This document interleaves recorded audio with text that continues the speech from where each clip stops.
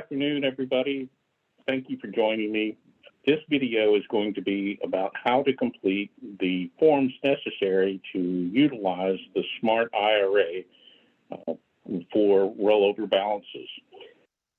This video will walk you through each part of the three sections of the form. First will be the election of benefits withdrawal form.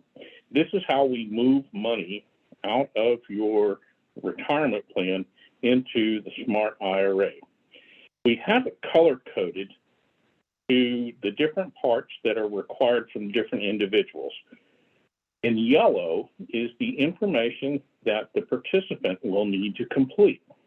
So on section 1, we will need the participant to complete their name, their address, and social security number. Also verify that their country of residence. And then in pink is the information that SMA Services will complete for you. And green is the information that the employer will need to fill in for the participant.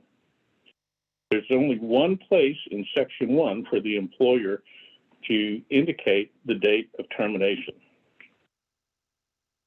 On to page 2.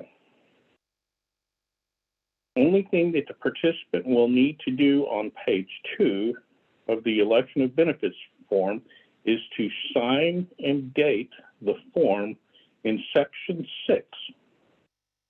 It's at the bottom of the page.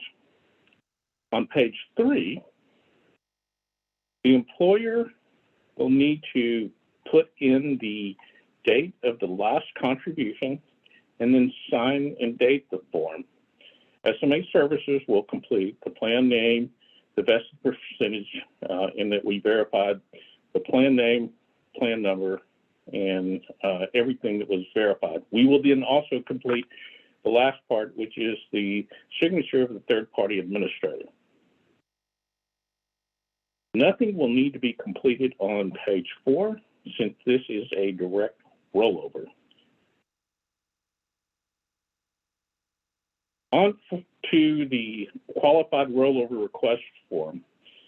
This form is used for setting up the incoming rollover within the Smart IRA. So we'll need the participant to complete the information in step 1. Again, name, address, phone number, contact information, and then sign and date the form at the bottom of the form. Last but not least is the third and final form that is needed to be completed. And this is to set up your beneficiary for the Smart IRA program. We will need you to complete, the participant to complete name, address, social security number, and contact information, and name at least one primary beneficiary. Then they will need to sign and date the form. If the primary beneficiary is somebody other than the legally married spouse, then the form will need to be notarized at the bottom of the page. But if you're naming your primary beneficiary as your spouse, only participant's signature is required. You also have some spaces to name a contingent beneficiary, but as I mentioned before, all that is required is at least one primary beneficiary. A contingent beneficiary is not required, but encouraged.